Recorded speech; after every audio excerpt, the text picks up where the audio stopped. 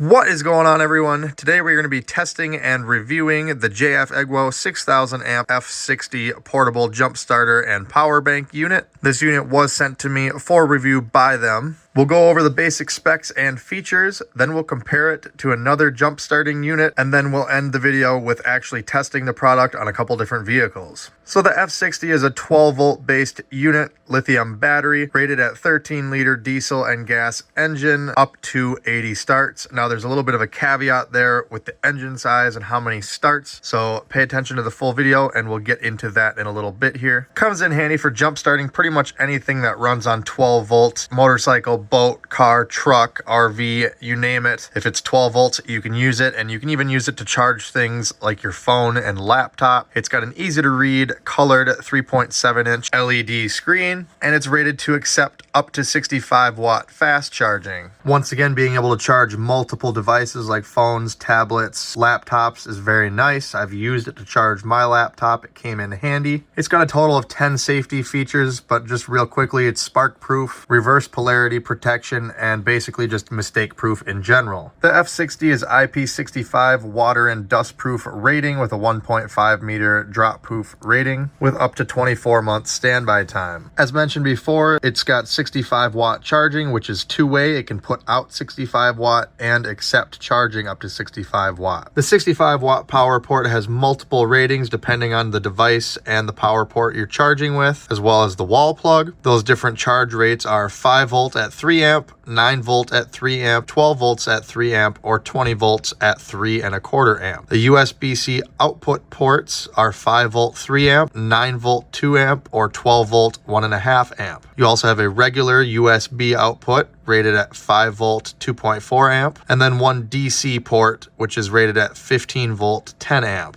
This unit also features a 600 lumen LED light with 3 different modes: SOS, Spotlight, and Strobe.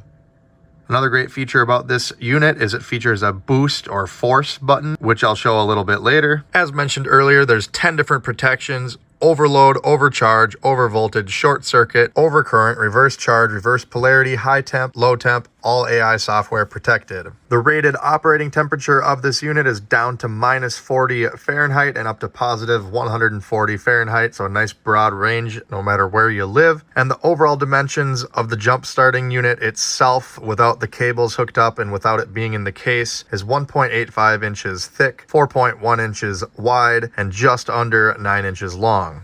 This is my 2003 Chevy Silverado with a 6-liter gas engine. Right now it is dead, or at least dead enough to where it won't start.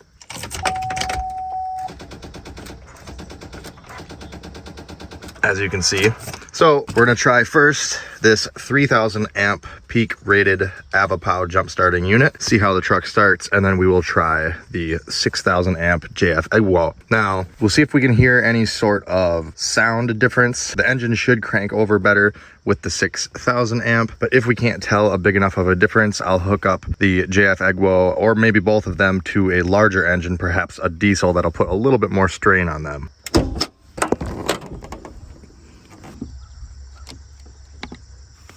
Full battery.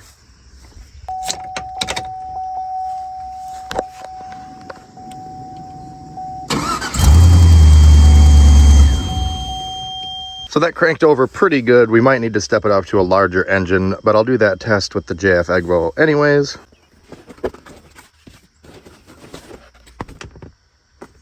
As you can see, we're at 100% here with the 6000 amp JFEGWO.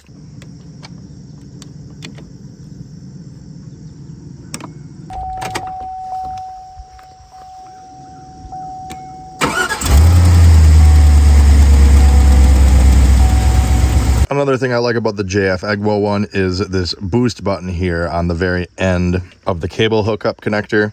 If the battery is too dead to where this can't detect any voltage and it doesn't automatically send power, you can hold that button down for a few seconds and then it will automatically force power through to the battery. A lot of other jump starters, including the Avapow one that we're comparing this one to, do not have functions like that. So if your battery is completely dead, you're just as stranded as you were before, because that jump starter doesn't think it's hooked up to anything, and therefore it won't supply voltage to your battery and you won't be able to start the car. Very frustrating. In addition to the jump starting power bank itself and the cables, of course, you also get the user manual with operating instructions. And then it also comes with a 20-watt quick charging wall brick, which is good because most other jump starting units don't come with the wall charging brick for whatever reason, and most other units don't come with a carrying case. So double win here. You've also got your DC outlet port that would plug into here for 12-volt car outlet stuff that's powered, and then your USB-C charging cord. So they both work just fine on cars and pickups, but what if you're in a rental truck or something of that nature that's a little bit bigger of an engine, perhaps a diesel, and you're not used to the vehicle? Maybe you forgot the headlights on, or maybe you forgot the ignition switch on. In this case, somebody parked this truck, they forgot the ignition on and left the lights on. How nice of them. We go to try and start it.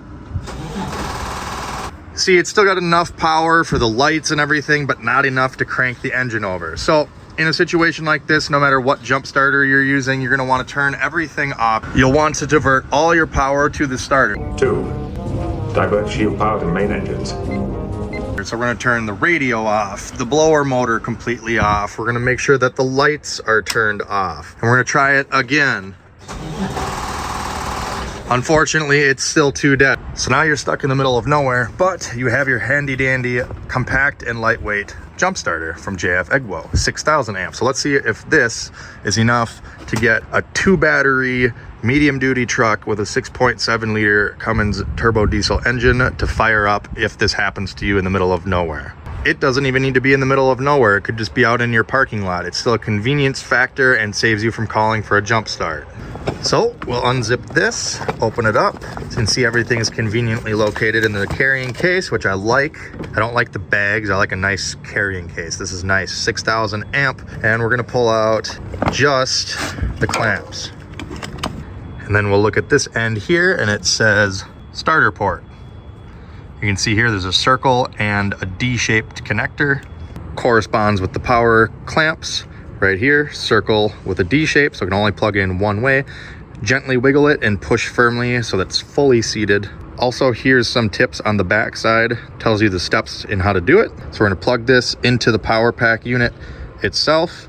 Wait until the light turns blue. Then we're gonna connect the red clamp to the red positive terminal on the battery and the black clamp to the black negative battery on the vehicle. Once the light turns green, we're good to start the vehicle. If you have any problems, the light will turn red, it'll start buzzing and give you some sort of a code here in which you can try and troubleshoot. So we'll go ahead and plug this in. Make sure that the little rubber flap door for this port doesn't fold over and get in your way. You need to make sure that this gets plugged all the way in, just like that. There's no blue showing. So once you're there, you'll see that there's the blue light on this side, and we're good to hook it up to the batteries. Cables are a little bit far back on this to hook up, so I apologize, but you can see there I've got the black clamp on the negative, and here is the positive red hooked to that. And now you'll see that there's a green light in addition to the blue one. That means we're ready to go. I'm gonna go ahead, hold the power button down. Now I've used this already to jump start my personal car, so it's down to 19%, which they don't recommend. It says do not start engine because they want like at least 20 or 25%, but we're gonna try it anyway, just in case emergency situation. So let's see if it's enough.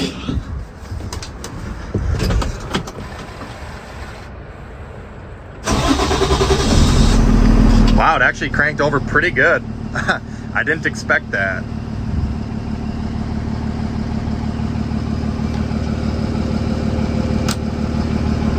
Now that the vehicle's running, the alternator will kick in and start charging the batteries up. But let's shut it down and try the 3,000 amp and see how that one does. And for those of you curious, we're down to, oh, it just changed. It changed from 10 to 9%. So we used about 9.5, 10% there on that jump start. But even in do not start mode, because it's in such low voltage, it was still enough to get this 2 battery, as you can see, 1, 2. We're gonna go ahead, disconnect, Once the vehicle's running, I have it off right now just so there's not a bunch of noise, but imagine the truck's running right now. You just unhook the one cable, unhook the other one, pull this out of here. There you can see one battery, two batteries. So two battery, almost 7-liter diesel. Again, it wasn't completely dead, but this also wasn't fully charged. So I think that, you know, if this thing was nearly completely dead and this was fully charged, it might be just enough for you. The cables are not hot. They're a little warm. You can feel that they're warmer than my hand, but they're not dangerously hot by any means. So, you know, the unit holds up good. I've used it several times on my personal car, as you can see right here. And this has a 6-liter gas engine in it, as well as my truck that you saw at the beginning of the video, which also has a 6-liter gas engine in it. So I've tested this thing quite a few times between needing to jump start these vehicles over the last couple of weeks, and it's popped off every time.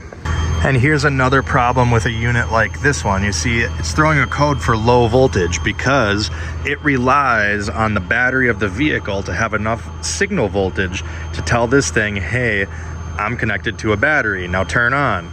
Well, if your battery is dead, it don't do any good because there's no boost button on this power pack to manually override it and force power to the battery. So now you've got a charged battery pack and a dead vehicle, and you're as good as stuck still because this thing is not detecting enough voltage to put voltage out. It's very counterintuitive, doesn't make any sense. That's why I refuse to purchase one of these without a boost button on it. There needs to be some sort of button where you can override and force this thing to put power to the batteries in an emergency. So let me jump start this truck again with the JFEGWO. We'll run it for a few minutes, get it to the point where this thing isn't screaming low voltage anymore, but still low enough battery where the truck won't start.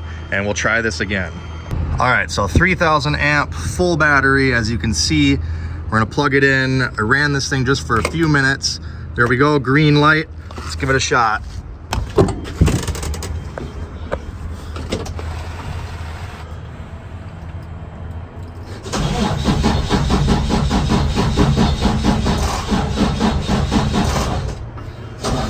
Holding it the whole time, guys. As you see, it's just not quite enough. Man, if this wasn't a perfect test, right there, that is the make or break between the 3000 and the 6000. Is if this happened to you in the middle of nowhere, you wouldn't be getting home with the 3000. Look, now it's flashing the low voltage again.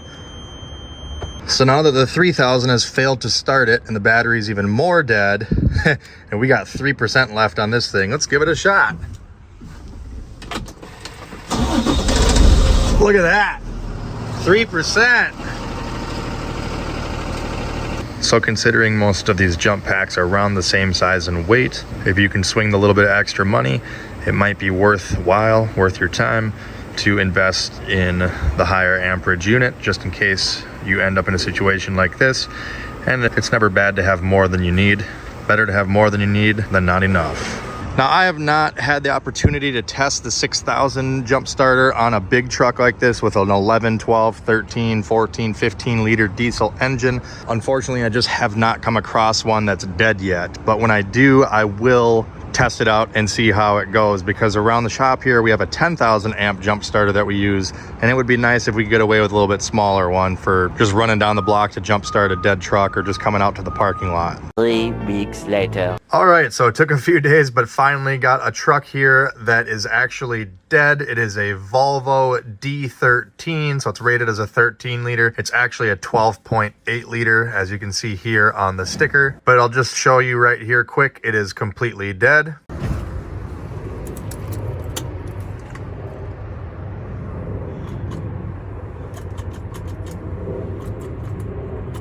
So now we'll try the jump starter and see what happens.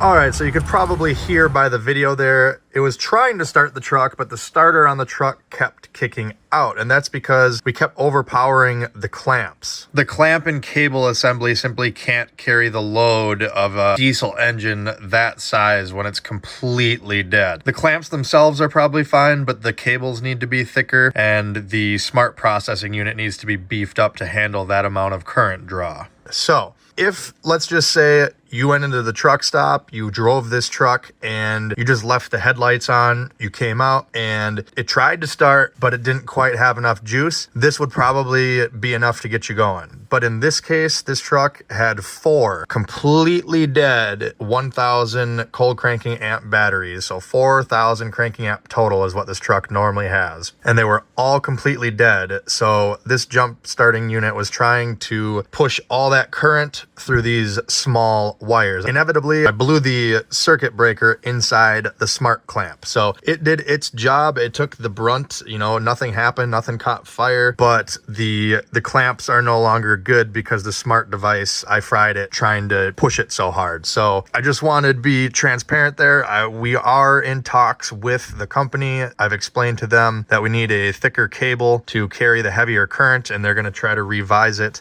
to make it a little bit more suited, or a revised version, or maybe a heavy dutier version for instances like this. But I would say it's good for sure up to like a 7, 8, maybe even 9 liter diesel. Again, it would work on this truck probably if your batteries just needed a little extra pick me up, but if it's completely dead in like the middle of winter, it's not quite heavy duty enough for that. So just wanted to mention that. Thanks again to JFEGWO for sending this to test. I will link the product down in the video description if you want to purchase one. Hopefully this video helped you out. If it did, make sure you hit that like button, comment down below with any questions, subscribe for more videos like this. Check me out on all my socials, and as always, thanks for watching. Have a great day.